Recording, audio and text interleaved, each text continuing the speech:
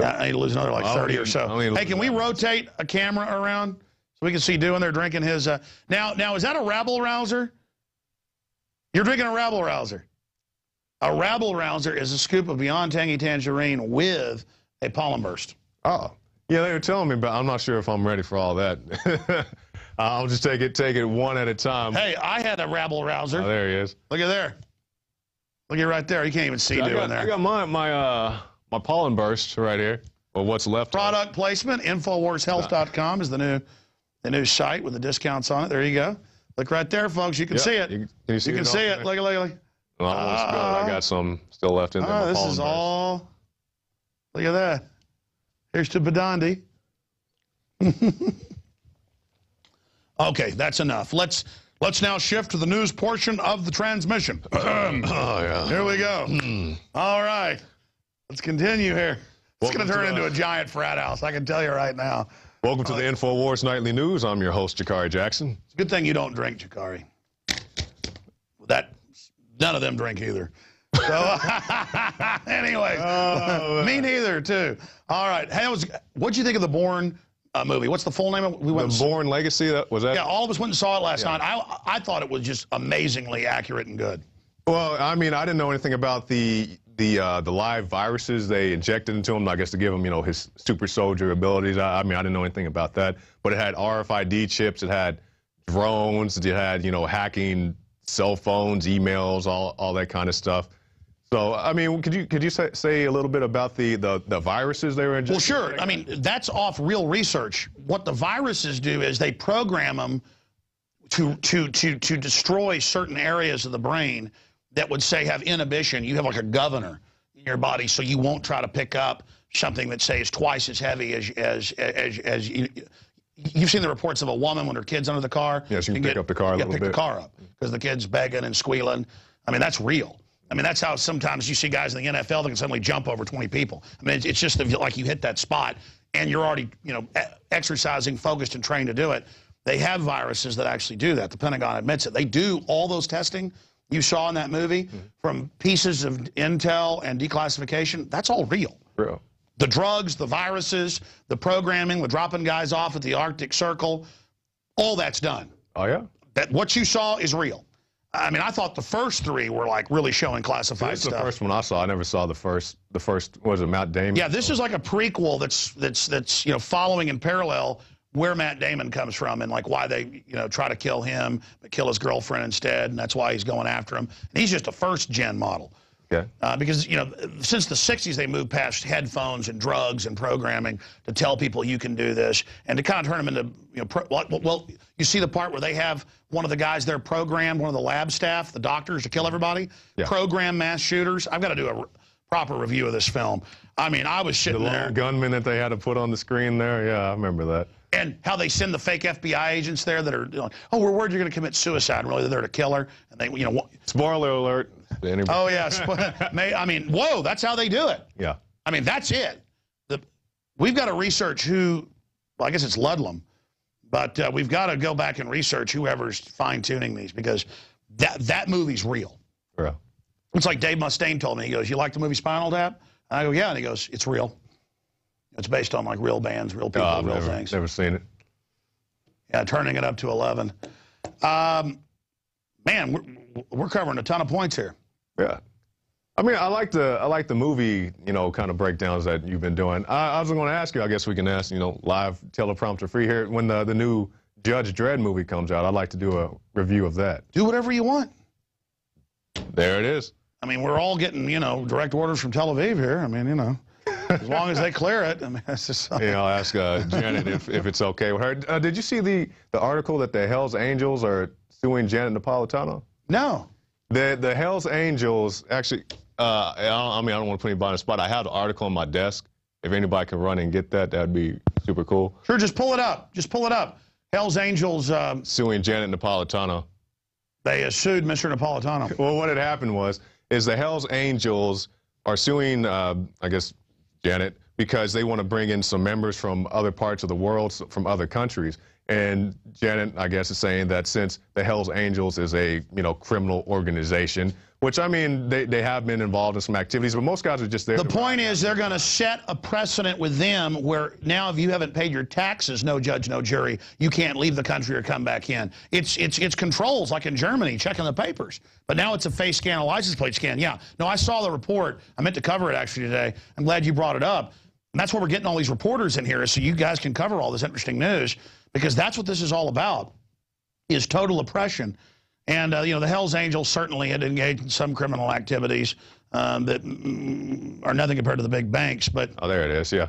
But it's very, very dangerous to let them set this precedent. There it is. Hells Angels sue Janet Napolitano and Hillary Clinton over ban on members entering the U.S.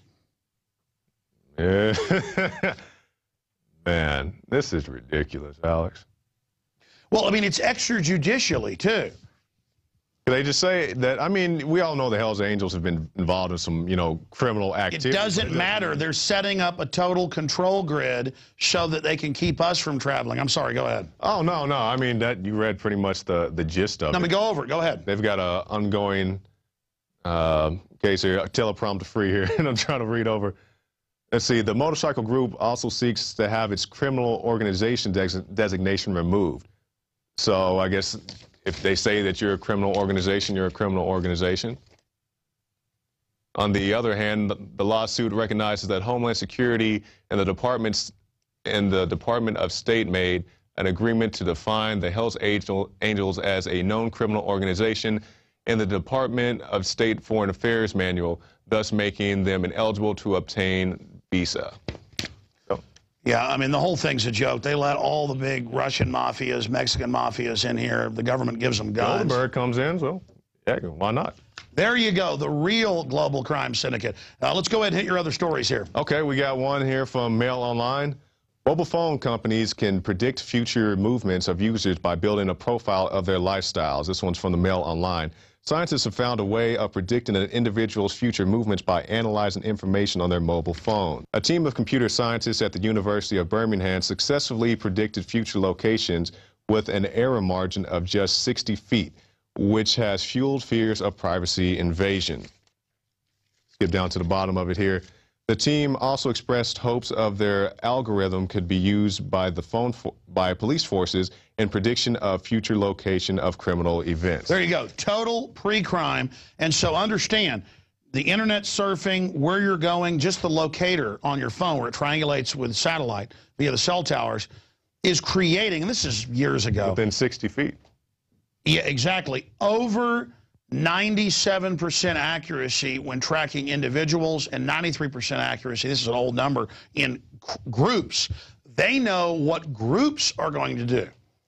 That's how much they've got this algorithm down to, tracking us criminally. And now they admit, oh, it's for the police. Just like the drones wouldn't be for the police, now they are. Just like the cameras wouldn't be for the police, now they are. Oh, there's no such thing as face scanners. Oh, there's no such thing as license plate readers. And the point is, this isn't some angel government using this to keep us safe. This is an authoritarian government. And even if it wasn't an authoritarian government, once these tools are in place, future governments, can you imagine what a Stalin, a Hitler, a Mao would have done with these technologies? Oh, man, it would have been bad. Just like when they have these flash mobs, when the mob already shows up, they're ready for them. So it was a guy who was in New York, and he was going to protest the Fed, and he put it on his Facebook page, and he gets there, and there's like 50 cops there.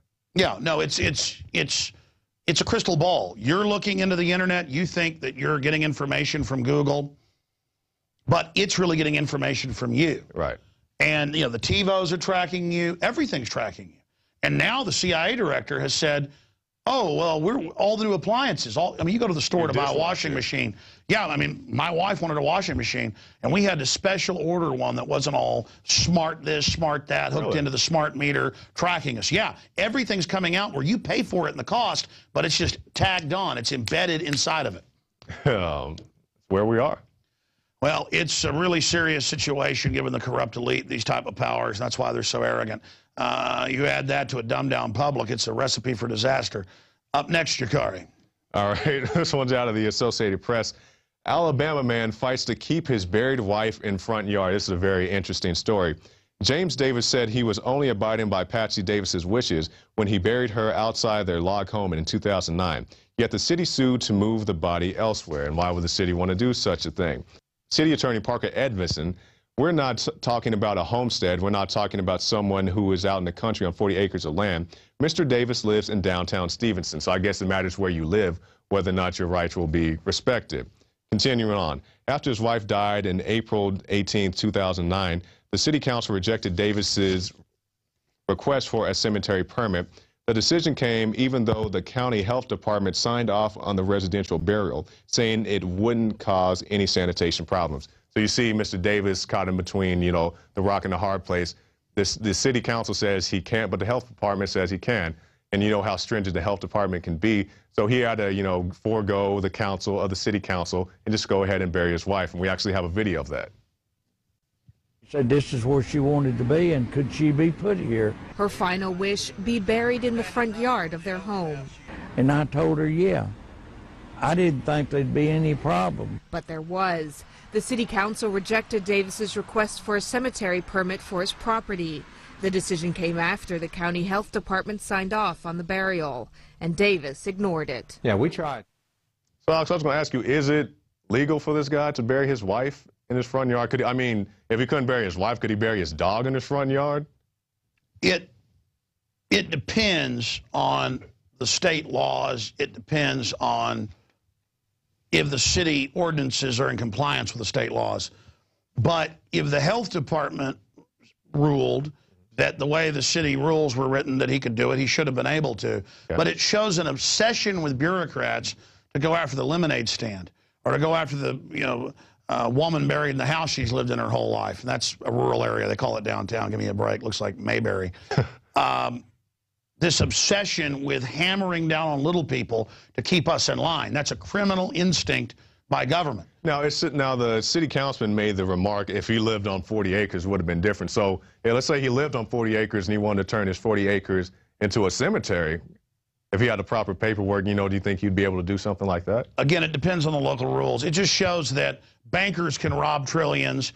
Government can ship narcotics into the country. They can engage in any crime they want, and we're being ninnied and henpecked by the little control freak, you know, gaggles, gangs of bureaucrats who are, you know, arresting people that have garage sales now. I mean, government wants people in line because they know that we hate them. They know they've got a 9% approval rating on average, and they know that there is a restoration of our republic coming.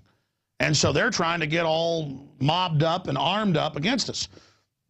And not the whole government, just sections and certain individuals in the government. Yeah, but more and more just really nasty people are gravitating into power positions because mega corporations are backing them for office because they'll do whatever it takes. Puppets. Absolutely. So it's invasion of the puppets. One last report there. Okay, we got Georgia cops can ask for immigration papers, and we've gotten to this point in America. A federal appeals court has ruled that law enforcement officers in Georgia can run checks to verify the citizenship of any person suspected of a crime. That's very important, suspected of a crime, if they fail to provide identification themselves. The 11th Circuit Court of Appeals reversed an earlier decision from a lower court that blocked a provision in the state's 2011 immigration law that limited officers as doing such. So, Alex, what is a law enforcement officer? Is a TSA agent a law enforcement officer? No, they're not sworn. They're not bonded under a state or federal law. I mean, it's impersonating. But when police get outside of the law, they're